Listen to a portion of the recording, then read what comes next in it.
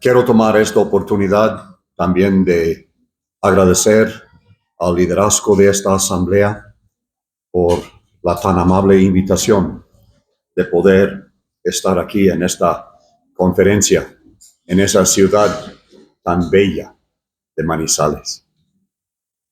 Y gracias también a la asamblea por su aceptación de escuchar voces tan raras entre ustedes. Gracias por su paciencia en cuanto a la interpretación, cosa que es un poco diferente también en conferencia.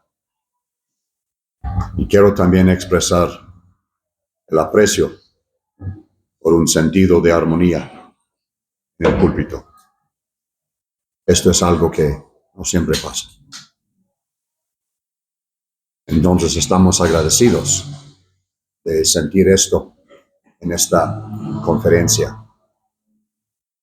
Es mi ejercicio en esta tarde o esta mañana ver otra obra de nuestro Señor Jesucristo.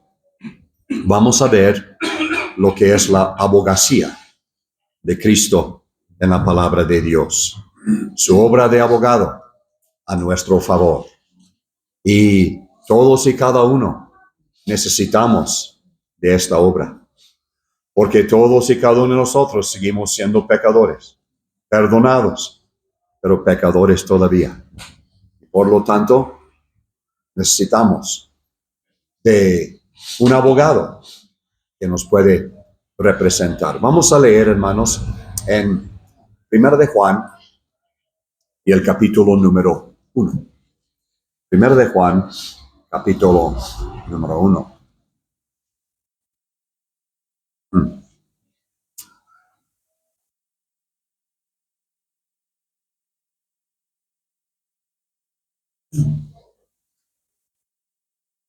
Y voy a leer desde el versículo número 5, 1 de Juan 1, versículo 5, y vamos a leer corrido entrando en el capítulo 2.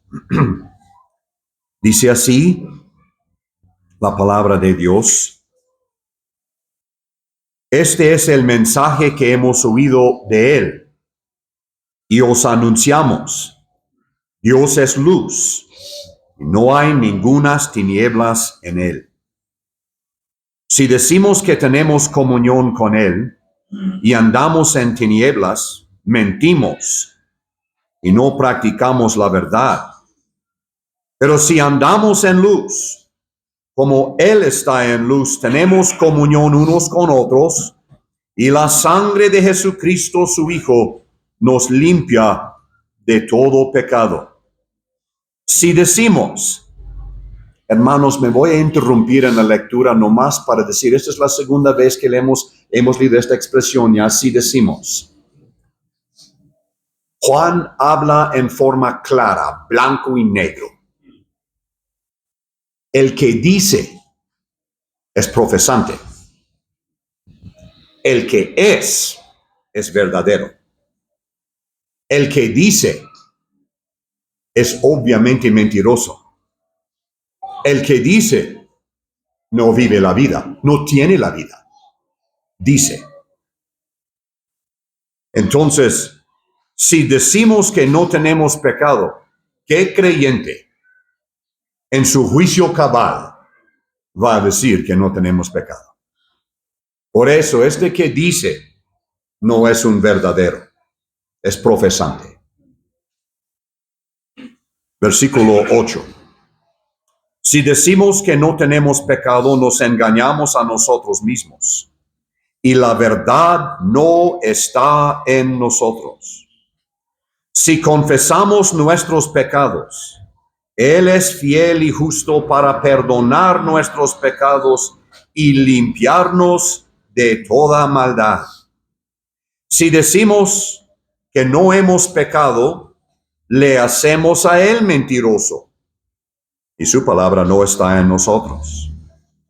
Hijitos míos, estos sí son verdaderos. Hijitos míos. Excelente traducción de nuestra Reina Valera de 1960. Hijitos. no es porque son pequeños, es porque son los queridos hijos. Hijitos míos, estas cosas os escribo para que no pequéis.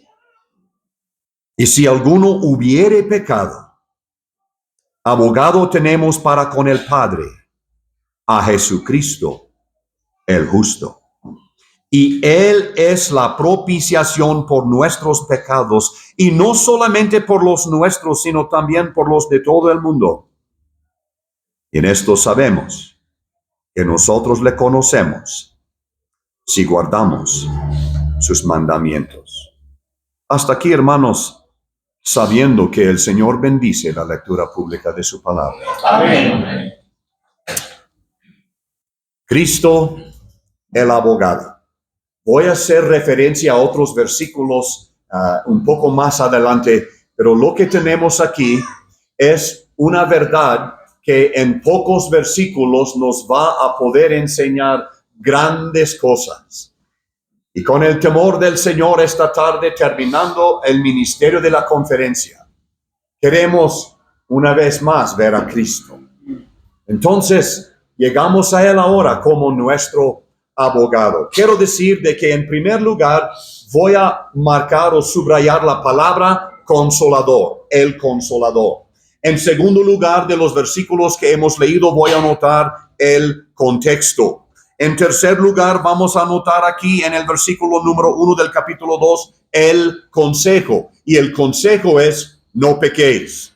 Voy a anotar también lo que vamos a anotar como la corte. Estamos en una escena de corte aquí en estos versículos. Por eso es un abogado y por eso la palabra abogado.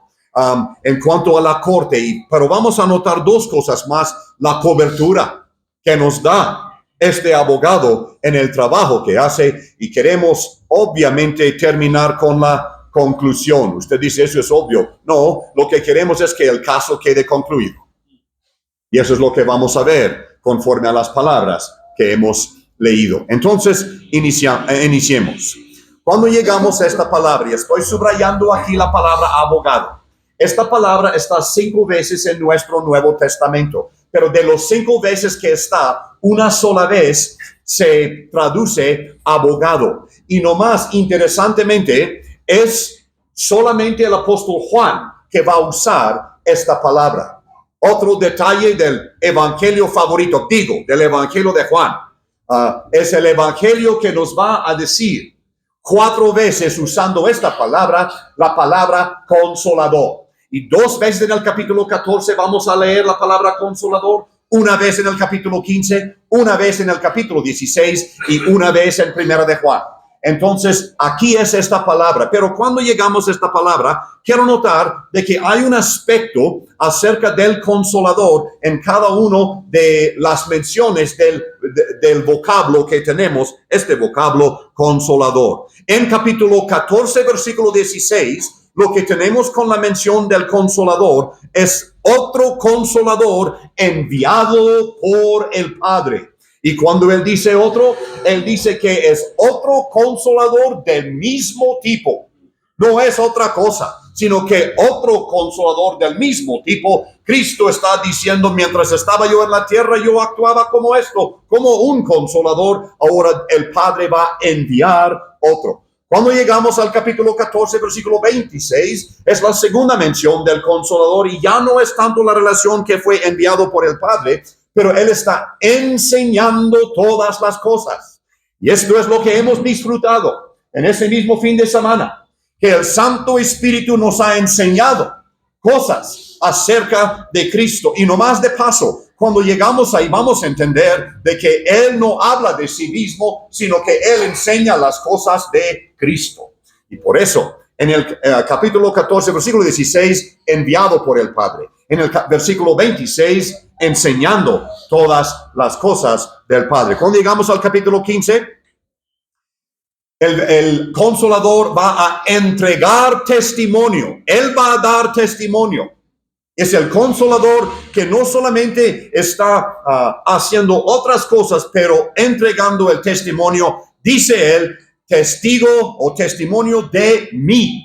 Y el Señor Jesucristo es la persona a quien el Espíritu Santo de quien nos va a enseñar. Cuando llegamos a Juan capítulo 16, versículo 7, es la cuarta y la última ocasión en el Evangelio que él menciona el Consolador, y él va a decir de que ahora el Consolador entra para convencer al mundo. Cuando él llegue, él va a convencer al mundo de pecado. Él va a convencer el mundo de juicio venidero. Él va a convencer el mundo. Entonces, esto es la mención de él en el Evangelio. Obviamente, nomás queremos ver esta palabra en el uso, porque ahora vamos a ver que esta palabra cambia a lo que nosotros llamamos abogado, o sea, la misma palabra traducida de esta forma. De hecho, vamos a nomás detallar unas cosas acerca de este vocablo. Cuando llegamos a esta palabra, y hermanos, si bien usted tiene la concordancia Strong en su repisa, úsenla porque esto les va a enseñar muchísimas cosas, no solamente dónde está el versículo en la Biblia, pero también un buen diccionario bíblico para saber el significado de estas palabras. Y cuando llegamos a abogado, vamos a notar de que aquí donde lo leímos, esto nos va a hablar. Número uno, esta palabra es un pronombre. Es de hecho un nombre de nuestro Señor Jesucristo, pero pronombre en la gramática para que esto nos indique de qué estamos hablando. En segundo lugar, quiero notar de que es una palabra singular. Abogado tenemos, no dice abogados. Abogado. Es una palabra singular. En el cielo tenemos un abogado. Y no estoy queriendo tratar de refutar la religión popular, pero esa es la cosa, de que ellos enseñan que tenemos mucho en el cielo, que pueden hacernos favores o buscar el rostro de Dios a nuestro favor. No es cierto. Tenemos un abogado. Es una palabra, no solamente un pronombre singular, pero número 3, es una palabra masculina. En la gramática de nuestra Biblia vamos a ver de que esto está hablando de nuestro Jesucristo. ¿De qué estoy hablando? Estoy hablando de que en nuestros días ellos han inventado una Biblia donde han cambiado todos los pronombres que van a hablar acerca de Jesucristo en femenino. Porque dicen, tenemos que aceptar todo y todos. No, hermano. No, hermano. Esta palabra es masculina. Es abogado. Entonces, llegamos aquí, vamos a notar el vocablo, esto nos va a enseñar algo acerca de nuestro amado Salvador. Vamos a llegar a algo un poco más práctico para nosotros. Y hermanos, soy un hombre sencillo y por lo tanto sencillamente quiero hablar de estas verdades que aquí vamos a tener que no usar nuestra imaginación santificada, aunque no digo que esté mal usar nuestra imaginación santificada, pero vamos a tratar de subrayar palabras y así ver lo que es la verdad de esta porción que hemos leído. La condición pecaminosa del creyente. Estamos en Romanos capítulo 7. Y vemos que hay un hombre que está batallando con la influencia de pecado en su vida.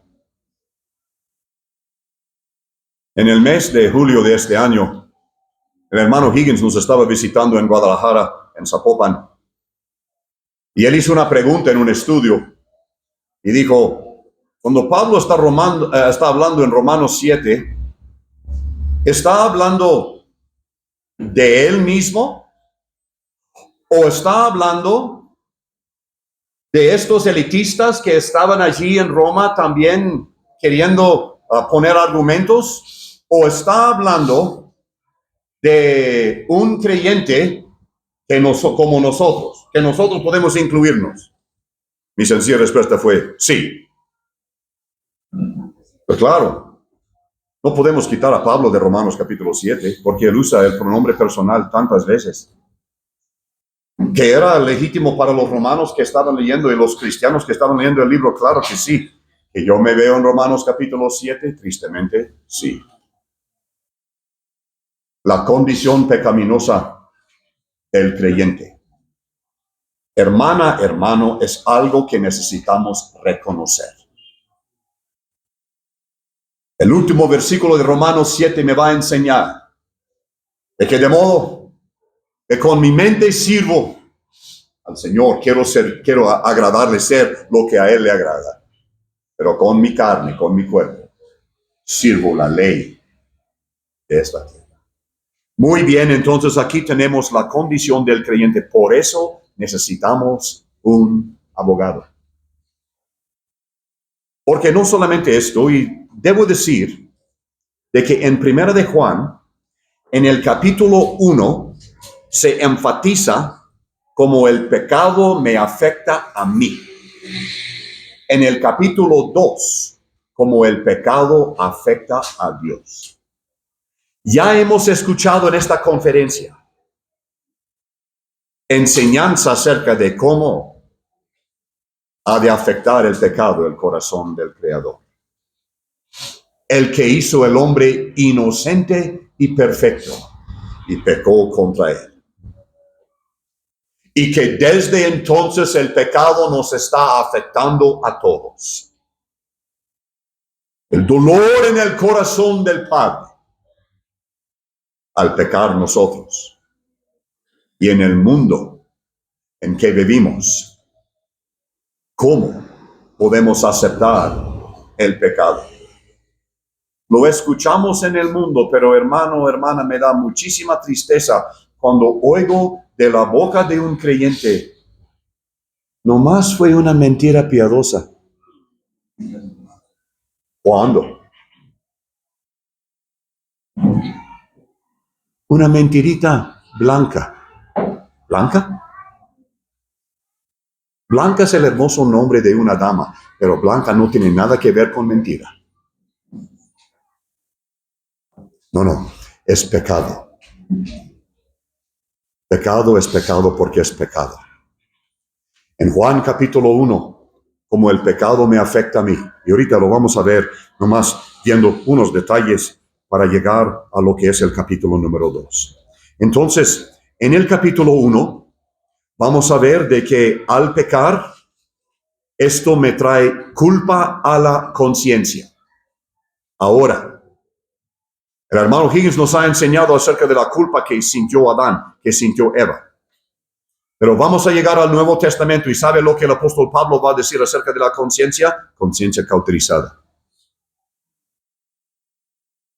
Hermano, hermana, tengamos cuidado de tener una conciencia cauterizada. Una conciencia cauterizada. Me acuerdo de que cuando mi esposa, al llegar a México, quiso empezar a hacer tortillas. Cuando las señoras que hacen las tortillas en casa tienen su comal allí sobre las brasas y con una facilidad mi esposa observaba y hicieron ahí sus tortillas a mano y lo echaron.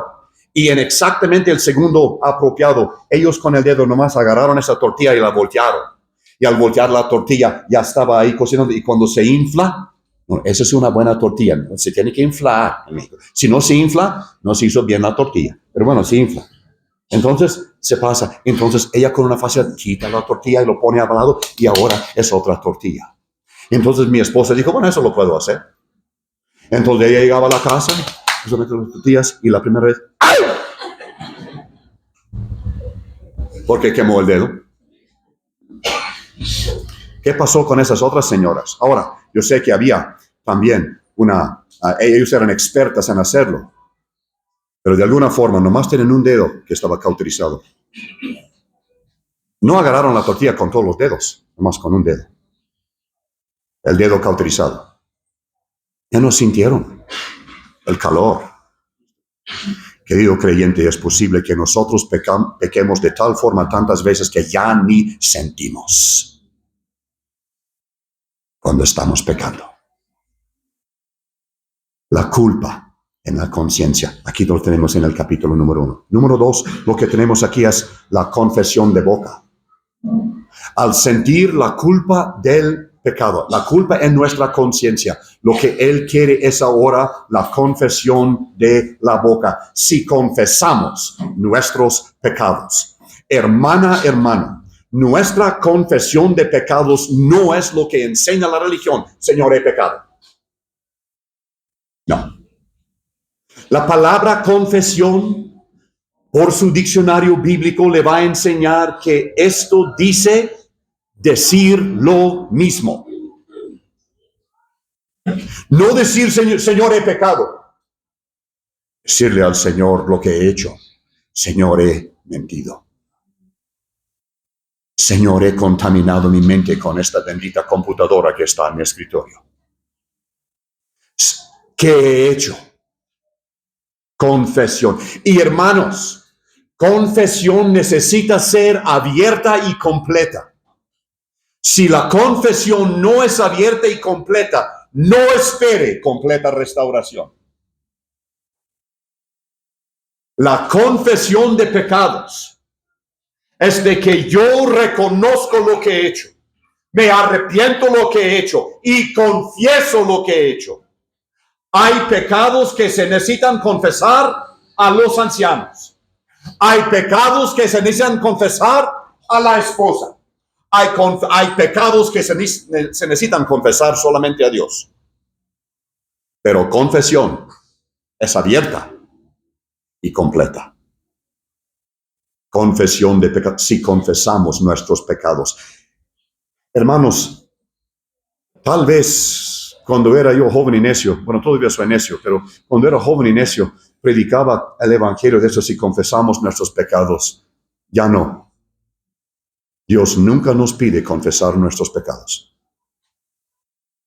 A un incrédulo digo, a un incrédulo. Estoy hablando de predicar el evangelio. No predicamos al incrédulo que él confiese sus pecados. ¿Cuándo puede? ¿Cuándo puede recordar todos sus pecados? Nunca. Este versículo está escrito a creyentes. Este versículo es para usted y es para mí. Si confesamos. Él no dice, el que dice confesar sus pecados. No. Aquí no es el que dice. Aquí es nosotros.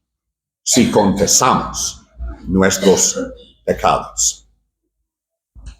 ¿Quiere usted vivir la vida cristiana en el poder del Espíritu Santo, agradando a Dios? Necesita confesar sus pecados. Rápidamente, no solamente la culpa de la conciencia y lo que es la confesión de la boca, aquí vamos a ver la carga dejada al Señor.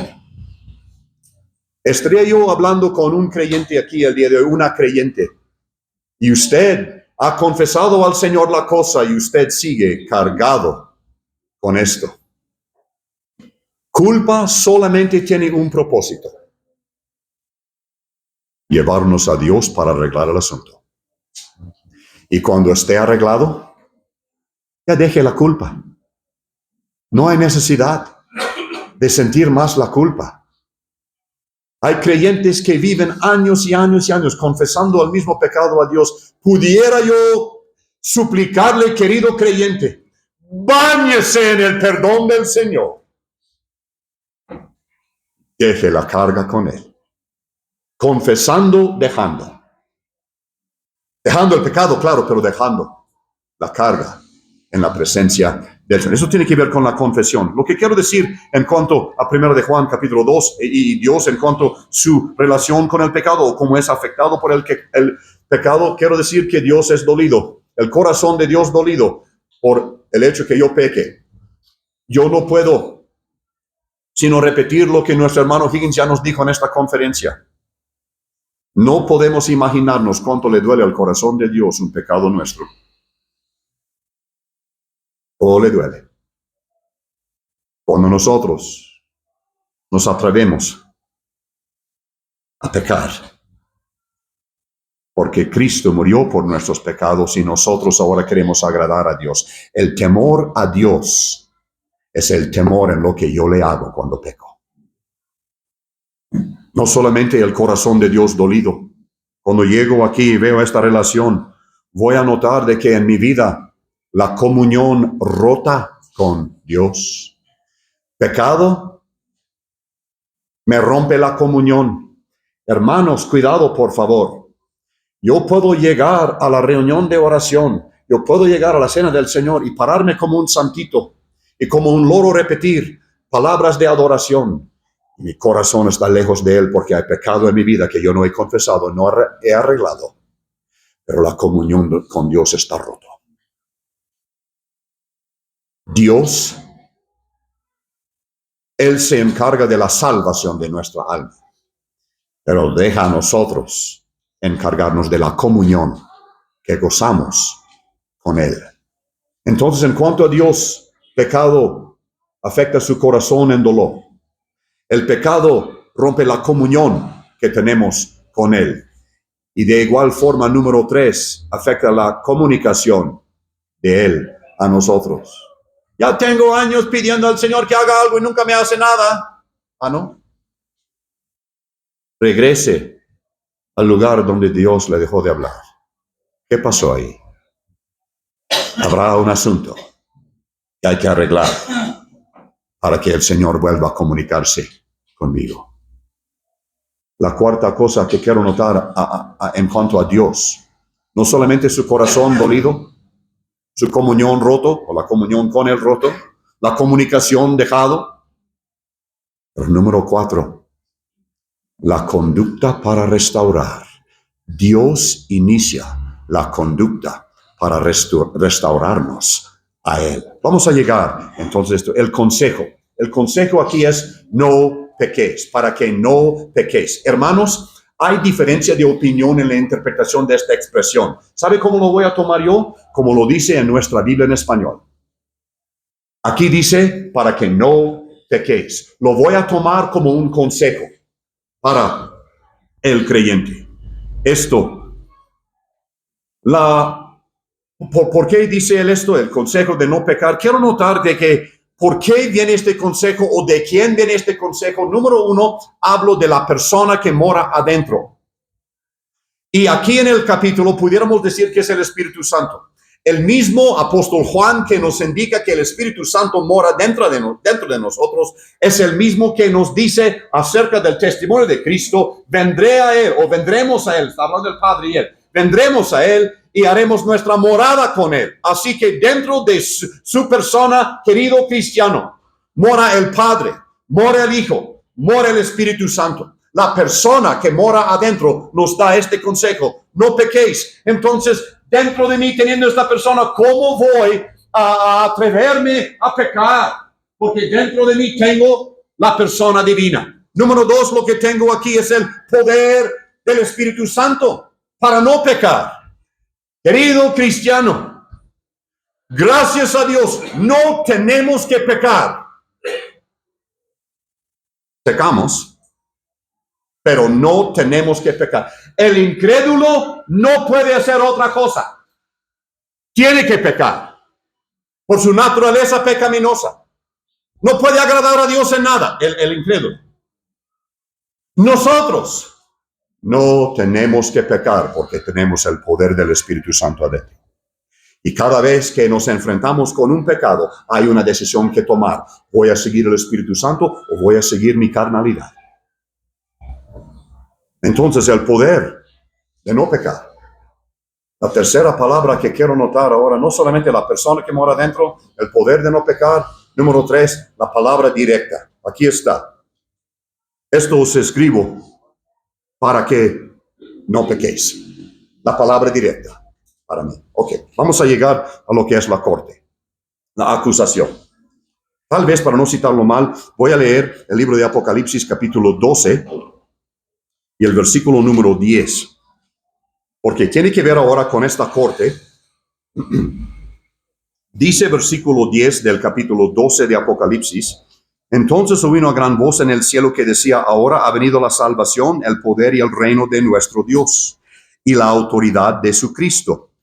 Porque ha sido lanzado fuera el acusador de nuestros hermanos, el que los acusaba delante de nuestro Dios día y noche. Tenemos un acusador. He hablado hasta el momento acerca del pecado y nuestra relación aquí en la tierra. Ahora vamos a dejar esta tierra y vamos a ir a una escena en el cielo. En el cielo, no en la habitación de Dios, porque el diablo no puede entrar y fue echado fuera de ahí, pero en el otro cielo donde él puede llegar, y ahora hay una corte allí. Y él se acerca a Dios. Él es el acusador. Aquí es llamado el acusador de nuestros hermanos. Me hace temblar el pensar que posiblemente en estos días el diablo corrió al Padre para acusarme a mí de algo que yo hice aquí en la tierra. Es posible. Vamos a ver lo que dice. Pero aquí en número 1, él es el diablo. La palabra diablo quiere decir acusador, difamador. El nombre que tiene habla de lo que hace. Él es el acusador de nuestros hermanos. No solamente es el diablo. ¿Dónde está? Delante de Dios. El diablo le puede acusar de pecado. El diablo se puede burlar de usted en cuanto a pecado cometido. Pero en cuanto a esta acusación, estamos hablando de lo que hace delante de Dios. El diablo, delante de Dios, día y noche. Estos 3 detalles que me hablan de lo que él va a hacer. Qué triste que hay tantos de nosotros que no nos guardamos de pecar, de que el diablo tiene con qué correr día y noche a la presencia de Dios. Mira Dios lo que hizo la hermana fulana. Mira Dios lo que hizo fulano. Y ahí está, anda día y noche acusando. Oh, hermano, hermana, hay una cosa, además de otras, que me motiva a tratar de no pecar. De librar al Padre de tener que escuchar una acusación mía. Perdón, una acusación acerca de mí en el cielo. Pero bueno, no solamente el acusador, tenemos en esta corte también las acusaciones, y las acusaciones son en cuanto a lo que hemos hecho, nuestra vida, cosas que no agradan a Dios. Acusaciones, pero ¿de quiénes? De hermanos, de nuestros hermanos, dice. El diablo no quiere acusar al Padre acerca de incrédulos, lo que hacen. Esto no tiene que ver, pero Dios ha dicho que Él nos ha salvado, y ahora lo que nosotros hacemos, de nosotros va a ser las acusaciones. Acusador, las acusaciones. Ahora vamos a ver el abogado, el que tenemos. Y he tardado muchísimo para llegar aquí, pero vamos a notar estos detalles del abogado. 4 detalles acerca de él. Número 1, él es el asignado. Asignado es Cristo, asignado por sí mismo. Él dice que yo soy el abogado. Él dice, hay otro consolador, pero yo soy uno. Entonces es asignado el Cristo, nuestro abogado. Pero no solamente es el asignado, él es el acreditado. Aquí dice acerca de Cristo, al final del versículo 1, Jesucristo el justo, el acreditado.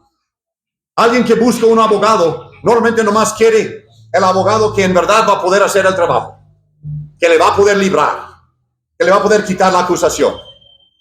Nuestro abogado no es el que un día en su vida fue acusado de algo malo. No, es Jesucristo el justo. El asignado, el acreditado. Número 3, es automático. No es algo que tenemos que pedir. Cristo es nuestro abogado. El momento que yo creí en Cristo, automáticamente ya tengo un abogado en el cielo. No andar buscando quién es el mejor, quién es el más barato, quién es el que me va a hacer el trabajo. Una cosa, hermano, hermana, esa es otra cosa. No es necesario comprender que lo es. Nomás hay que creer que Él es nuestro abogado. La 4ª cosa que quiero decir es absoluto. Es el abogado perfecto y completo. No necesitamos todo un gabinete de abogados, toda una mesa de abogados, toda una oficina. No, Él es absoluto y perfecto. Y el momento que yo tengo pecado en mi vida, ya tengo el abogado.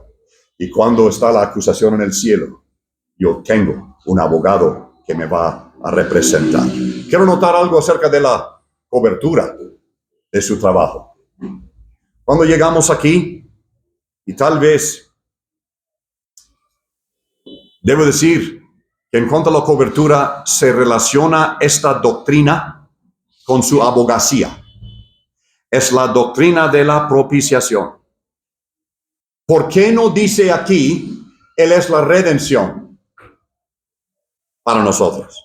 ¿Por qué no dice aquí, Él es la justificación para nosotros? ¿Por qué dice aquí que Él es la propiciación para nosotros?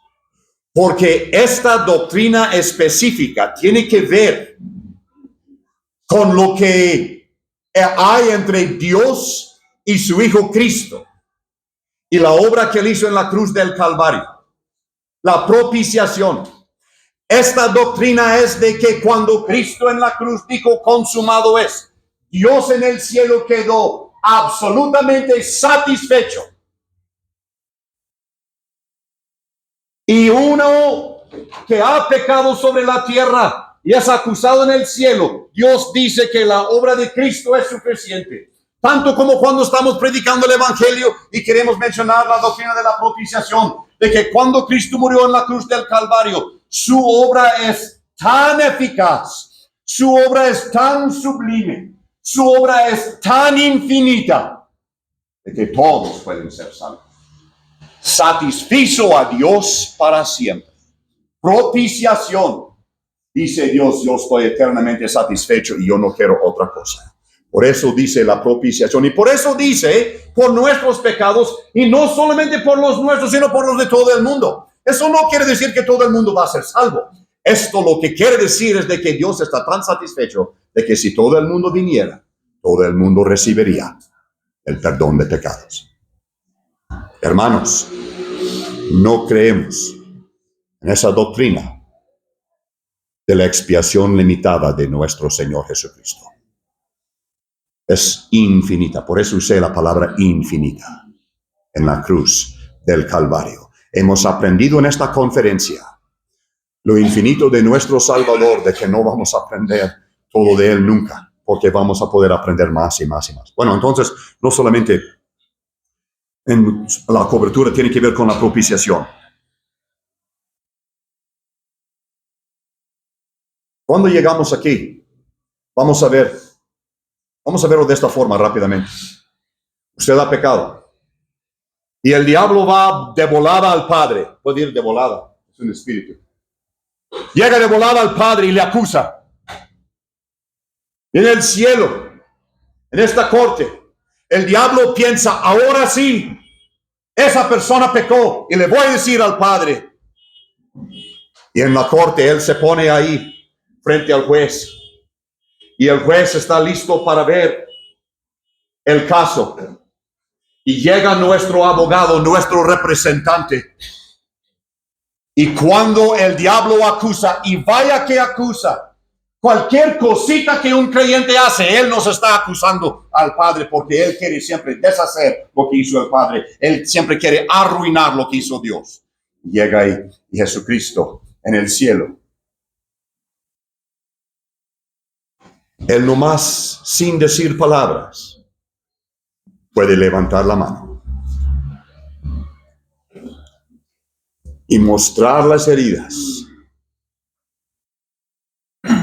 Y el diablo no puede decir nada.